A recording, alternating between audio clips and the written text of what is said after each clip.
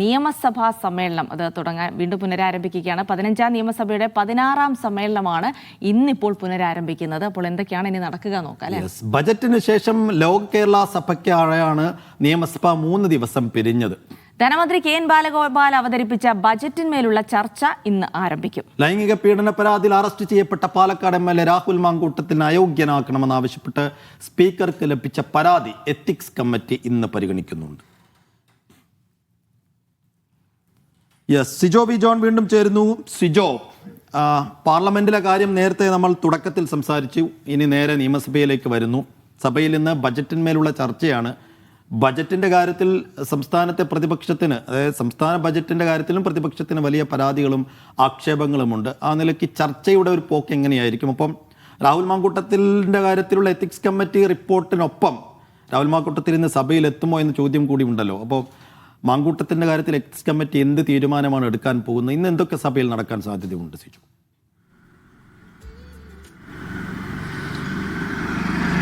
ബജറ്റിന് ശേഷം ലോക കേരള സഭ നടക്കുന്നുള്ളതുകൊണ്ടാണ് ഒരു 3 ദിവസത്തേക്ക് സഭാ സമ്മേളനം ചേരാൻ സാധിക്കാതിരുന്നത്. ഇന്ന് വീണ്ടും സഭാ സമ്മേളനം ചേരുകയാണ്. സ്വാഭാവികമായും ബജറ്റ് ചർച്ചകളിലേക്ക് ഇന്ന് സഭ കടക്കുകയും ചെയ്യും. വളരെ പ്രധാനപ്പെട്ട വലിയ പ്രഖ്യാപനമുണ്ടായിരുന്ന ഒരു ബഡ്ജറ്റ് തന്നെയായിരുന്നു ഉണ്ടായിരുന്നത്. സാധാരണക്കാരനെ സംബന്ധിച്ചിടത്തോളം അത് ഭയങ്കര ഗുണകരമായ തരത്തിലുള്ള ഒരു ബഡ്ജറ്റായിരുന്നു ഉണ്ടായിരുന്നത്. അതിൽ പ്രതിപക്ഷം പ്രധാനമായും ചൂണ്ടിക്കാണിച്ചിരുന്നത് അത് വെറും പ്രഖ്യാപനങ്ങൾ മാത്രമാണ്. അതിനപ്പുറത്തേക്ക് ഈ പദ്ധതികൾ നടപ്പാക്കാനുള്ള സോഴ്സ്, ഫണ്ട് എവിടെ എന്നുള്ളതാണ് ചോദിച്ചിരുന്നത്. സ്വാഭാവികമായി ഇന്ന് വരുന്ന ചർച്ചകളിലൊക്കെ കൃത്യമായ ഒരു ആരോപണമായിട്ടും വിമർശനങ്ങളുമായിട്ട് പ്രതിപക്ഷം ഉയർത്തി കാണിക്കാൻ സാധ്യത എന്ന് പറയുന്നത് ഈ പദ്ധതികൾ പ്രായോഗിക തലത്തിൽ എങ്ങനെ നടപ്പാക്കും. അത് മാത്രമല്ല, ഈ ബജറ്റ് എന്നത് വരുന്ന നിയമസഭാ തിരഞ്ഞെടുപ്പ് മുന്നിൽ കണ്ടുകൊണ്ടുള്ള ഒരു പ്രഖ്യാപനം മാത്രമാണ് എന്നുള്ളതായിരിക്കും സ്വാഭാവികമായിട്ടും ഉണ്ടാവുക. അതിന് എന്തെല്ലാം മറുപടി ധനവകുപ്പ് മന്ത്രി നൽകും എന്നുള്ളതാണ് ഏറ്റവും പ്രധാനപ്പെട്ട കാര്യം.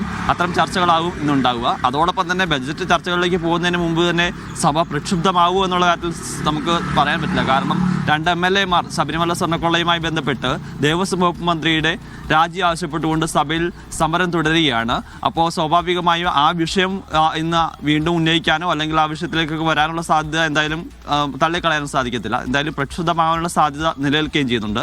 മറ്റൊരു പ്രധാനപ്പെട്ട കാര്യം എന്ന് പറയുന്നത്, സൈഫ് സൂചിപ്പിച്ചതുപോലെ തന്നെ ഈ തരത്തിൽ രാഹുലിനെ അയോഗ്യനാക്കുന്നത് സംബന്ധിച്ചാണ്. രാഹുൽ മാങ്കൂട്ടത്തിനെ അയോഗ്യനാക്കണമെന്ന് ആവശ്യപ്പെട്ടുകൊണ്ട് ആദ്യഘട്ടത്തിൽ സഭയ്ക്കോ സ്പീക്കറിനോ ഒന്നും പരാതി ലഭിച്ചിരുന്നില്ല.